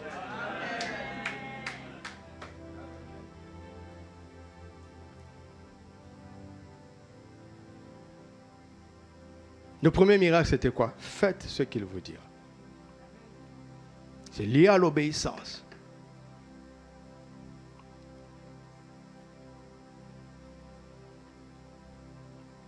L'obéissance. Donc, la mesure de l'onction peut grandir. Cela dépend de notre obéissance.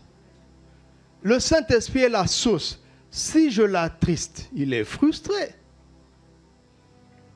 S'il continue de m'accompagner, il sait qu'il va me perdre et je vais le honnir. C'est le cas de Samson. Vous entendez?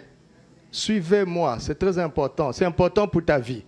Parce que tu dois partir d'ici avec la foi et l'onction pour laisser Dieu agir au travers de toi.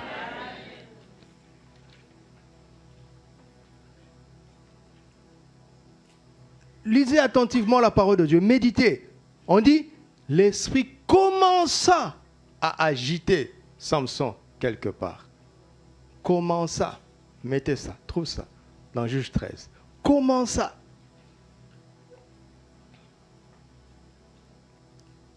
Merci. L'esprit de l'Éternel fit quoi? Ça veut dire quoi? C'est un début. Samson oubliait qu'il devait progresser. Et à un moment donné, il a pris le mauvais tournant. Mais à la fin, il se leva, mais il ne savait pas que le Saint-Esprit l'avait déjà quitté. Et parce que le Saint-Esprit est parti, il n'avait plus l'onction de force. Faisons attention à notre relation envers le Saint-Esprit. Ah oui, tu fais des choses, Dieu t'a accordé une grâce, tu as tellement évolué dans ça que c'est devenu tellement facile. Il y a des choses, tu te lèves, tu les fais. Si tu n'honores pas le Saint-Esprit, le jour où le Saint-Esprit va partir, la chose que tu faisais banalement, là, tu deviens incapable de le faire.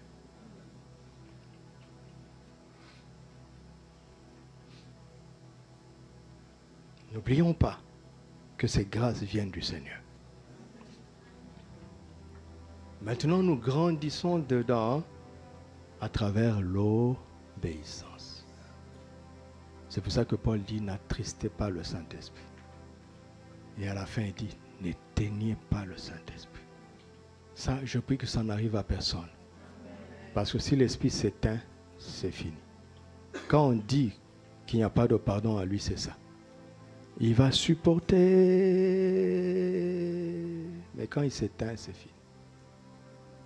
Que cela n'arrive à personne.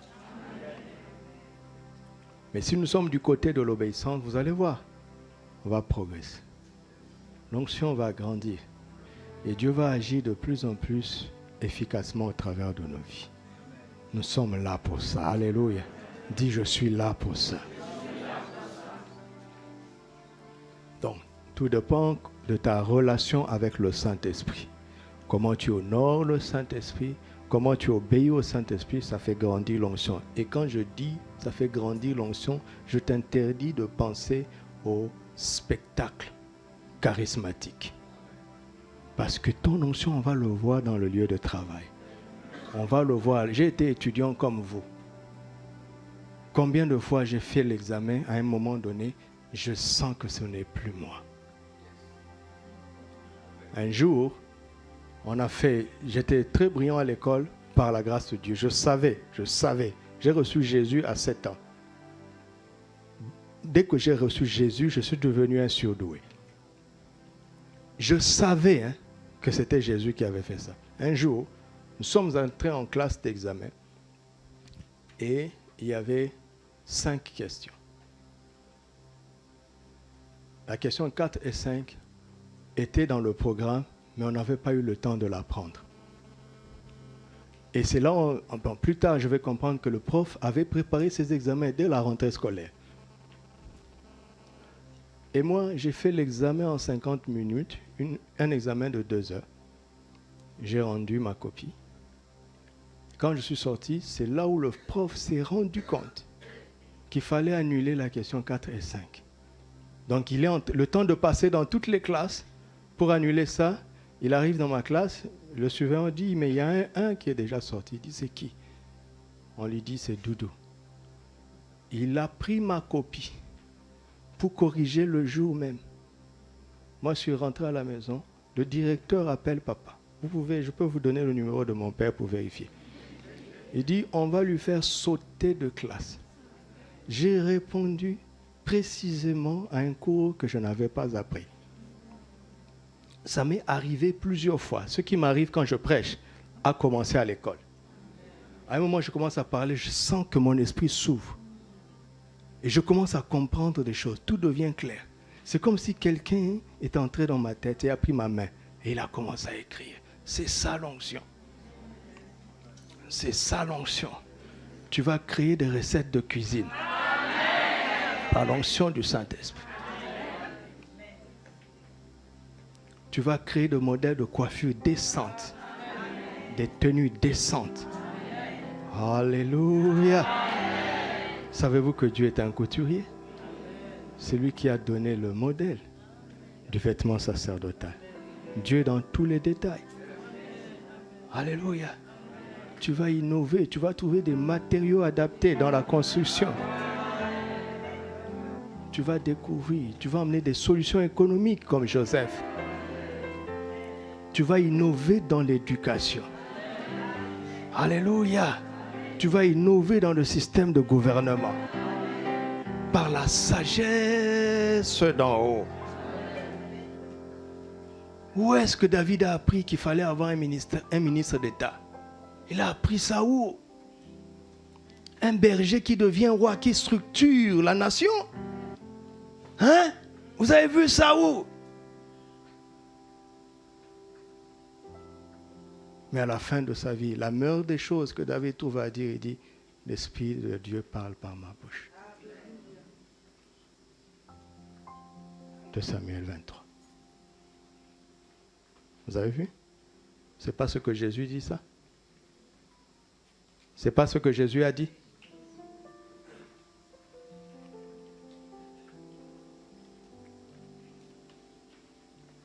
On a besoin de cette onction pour être réellement ce que Jésus a dit, la lumière du monde, le sel de la terre. Il y a des solutions qui portent ton nom, qui sont au ciel, qui attendent que tu les reçoives et que tu les dises sur la face de la terre. Tu m'entends? Il y a des jugements qui portent ton nom, ils sont dans ta bouche. Si tu ne les prononces pas, ils ne se manifesteront pas. Et la génération en sera privée. Reçois ça au nom de Jésus. Que Dieu ouvre ton esprit, reçois ces grâces-là et que son onction commence à se manifester en toi. Au nom de Christ Jésus, je termine. L'onction grandit par l'obéissance parce que l'onction est liée à la personne du Saint-Esprit. La foi, elle est évidemment liée à la personne du Christ. Ayant nos regards fixés sur Jésus, Hébreux 12, 2. Il est l'auteur et le perfectionneur de notre foi. C'est lui. Or, la foi vient de ce qu'on entend et ce qu'on entend vient de la parole de qui? De Christ. L'onction, c'est le terrain de l'esprit. La foi, c'est le terrain de Jésus. Alors, l'esprit vient de nous apprendre comment est-ce que la mesure de l'onction augmente. C'est à travers notre obéissance. Si la foi est une mesure, et qu'elle ne doit pas augmenter, mais pourquoi Jésus a mis le mot de mesure? C'est parce que le même Jésus a parlé de peu de foi et il a parlé de grande foi. On parle de peu de foi quand la mesure de ta foi est paralysée par les inquiétudes. Matthieu 6, 10, je pense. Au plus loin.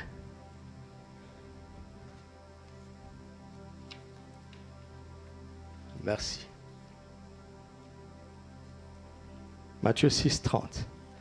On parle de peu de foi quand notre foi est paralysée par les inquiétudes. C'est là où Jésus dit peu de foi. Quand il dit peu de foi là, il ne dit pas que la mesure de ta foi a diminué. Mais il dit les inquiétudes paralysent ta foi qui est présente. Celle que Dieu t'a donnée pour faire l'impossible. Elle est paralysée parce que tu t'inquiètes. L'inquiétude n'ajoute rien. Tu m'entends? Tu veux un conseil? Même si tu n'as pas trouvé de solution, tu n'as pas encore trouvé de solution, refuse de t'inquiéter. L'inquiétude ne va pas t'aider. Dis, je ne sais pas ce que je veux faire, mais je ne m'inquiète pas. C'est ça que Dieu... Non, ce n'est pas de l'optimisme. Ce n'est pas de l'optimisme. C'est la foi. Ce n'est pas la même chose. L'optimisme est basé sur l'auto-persuasion. La foi est basée sur ce que Christ a dit. Ce n'est pas de l'optimisme. Parce que Dieu ne fera pas parce que tu es optimiste. Il veille sur sa parole. Ce qu'il ne t'a pas dit, il ne va pas le faire. Il ne va pas le faire. Même si ton idée est bonne, si ça ne vient pas de Dieu, il ne va pas le faire. Il veille sur sa parole. Ce n'est pas de l'optimisme. Merci d'avoir dit ça. Ça va aider tout le monde. Ce n'est pas de l'optimisme. On a une pensée positive. Non, ce n'est pas de la pensée positive. Ce n'est pas de la pensée positive. Ce n'est pas de l'auto-persuasion.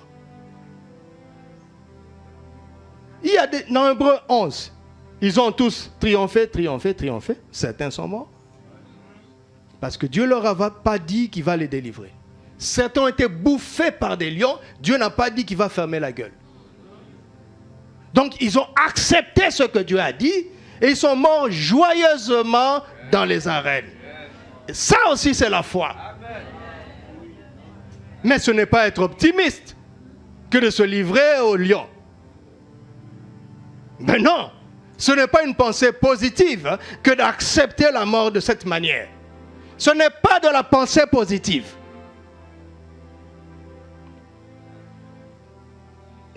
Dieu n'est derrière que sa parole.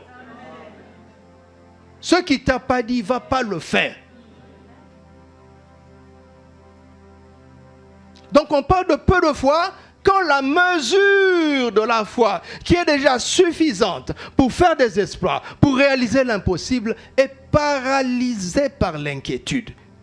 C'est pas que tu n'as pas la foi. Tu as la foi. Et Jésus a dit, tout est possible à celui qui croit. Mais tu n'arrives pas à faire l'impossible parce que tu ne permets pas à cette petite foi d'agir. Pourquoi? Parce que tu t'inquiètes. C'est pour ça, elle est là. C'est chaud, mais je dors. Vous voulez que je fasse quoi? Et si je dors pas, ça change quoi? Regarde. Tu n'as pas d'argent pour payer le loyer. Si tu ne dors pas, la veille va te donner l'argent. C'est le bon sens. Dors au moins. Si on te chasse, au moins tu as dormi. Mais si tu n'as pas dormi et on te chasse, quand même, c'est le bon sens. Et le Saint-Esprit, Jésus regarde ça. Il dit, dors. Il regarde, il dit aux anges, vous avez vu mon enfant? Il n'a pas loyer demain, mais il dort.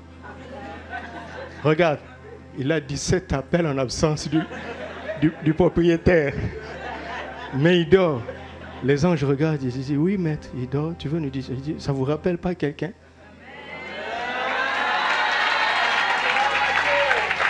Alléluia! Il dit aux anges, regarde. Je me vois en lui. Il y avait la tempête et je pionçais grave. Et les disciples ne comprenaient pas. T'inquiète. Vous avez dit, ils ont dit quoi? Seigneur, ne t'inquiète-tu pas. Jésus dit, vous avez dit quoi? Vous avez dit quoi? Vous voulez que je m'inquiète pourquoi? Avant de monter dans la barque, j'ai dit quoi? Passons. Tu y arriveras au nom de Jésus.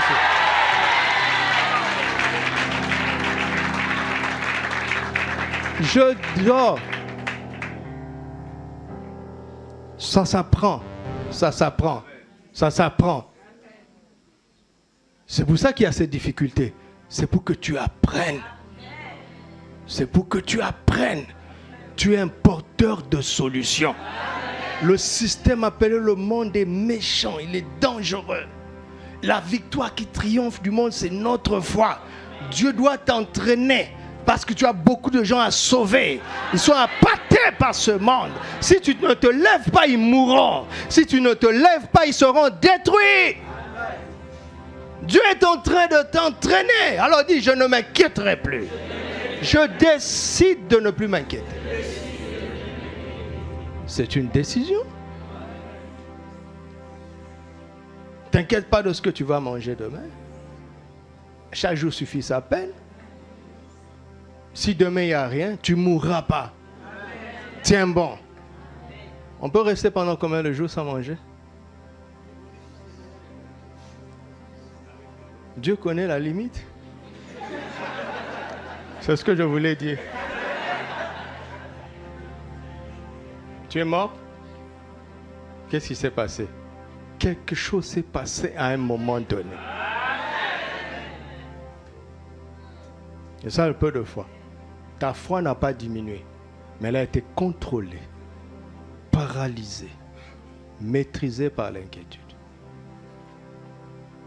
On parle de peu de foi. Matthieu 8, 23. C'est quand la foi est maîtrisée, paralysée par la peur. Pourquoi avez-vous eu peur, gens de peu de foi? Vous avez vu? La peur viendra paralyser la foi, handicaper la foi. On parle de peu de foi. Matthieu 14, 31. Lorsque la foi est paralysée par le doute. Vous comprenez? Matthieu 16, 8. On parle de peu de foi lorsque la foi est paralysée par les raisonnements. Jésus a dit une parole claire, vous voulez raisonner. Parce que maintenant, vous avez un master, alors que vous ne maîtrisez rien. Parfois, il faut parler en français. Hein. Master, ça veut dire quoi? Maîtrise. Est-ce que tu maîtrises?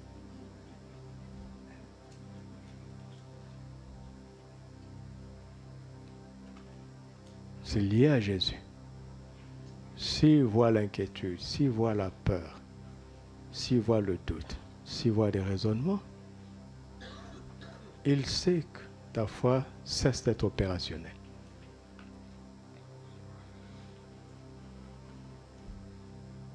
Mais tu peux passer du peu de foi à une grande foi. Matthieu 8, 5. C'est quand on est soumis à Jésus. C'est quand une parole nous suffit. Dis seulement une parole. Jésus dit, même en Israël, je n'ai pas vu une aussi grande foi. Et il dit, ne me touche même pas. Il ne veut pas que Jésus aille toucher son serviteur qui est malade. Parle. Comme là, je suis juste en train de parler. Si tu l'embannes, c'est fini. Tu l'embannes, la parole, c'est fini. C'est ça que Dieu appelle une grande foi. On parle d'une grande foi dans Matthieu 15. Quand tu refuses de te décourager, même si Jésus lui-même semble ne pas te montrer de l'intérêt. Tu viens, tu pries, il ne répond pas. Tu insistes, il répond négativement. Il dit non, je ne suis pas venu pour toi. Quoi? Mais moi, je te connais. Tu fais exception de personne. Yes. Alléluia. Amen. Si Dieu a touché quelqu'un ici, je suis content. Il m'a touché. Il n'a pas de choix. Je vous parle de la violence. Il n'a pas de choix. Si Dieu t'a donné j'ai pris. Hey, il fait acception de personne. Il faut le savoir. Donc je sors de la réunion là, rempli de joie. Qu'est-ce qui t'est arrivé? Il m'est arrivé qu'on a donné à tel. 1, je suis content pour lui. 2, comme Dieu ne fait exception de personne, il m'a donné aussi. 3, comme nous sommes du même corps, si tu touches le petit orteil, je le sens. Je ne sais pas où je me trouve dans le corps. Mais si on a touché un membre, moi je le ressens. C'est pour nous tous. Je suis rempli de joie. Et on ne t'a pas parlé. Qui t'a dit qu'on ne m'a pas parlé? La sœur là, c'est ma sœur. Le frère là, c'est mon frère. Nous sommes liés. On m'a parlé, oui. Jésus regarde, dit ça, c'est une grande foi. Travaille dans ce domaine au nom de Jésus. Opère dans ce domaine au nom de Jésus. Amen, amen et amen. Gloire à Dieu. Alléluia. Levons-nous, on va louer le Seigneur. On va juste le louer parce qu'on est content, n'est-ce pas? Amen. On est content de la mesure de la foi. On est content de la mesure de l'onction. Amen. Le Saint-Esprit aime quand la gloire revient à Jésus. Nous allons réjouir le Saint-Esprit. Et quand il est content, notre niveau d'onction augmente. Quand Jésus est content, nous passons dans la grande foi. Amen. Il y a un cantique que vous avez chanté tout à l'heure.